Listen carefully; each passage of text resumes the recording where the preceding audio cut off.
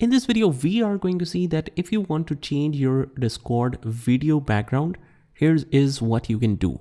First of all, just head over to this app settings. This little gear icon on the bottom left, which says user settings, just go ahead and click on that.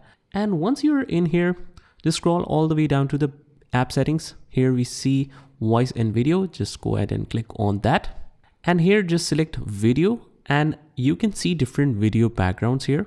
Whatever you want to choose, you can even choose this different styles.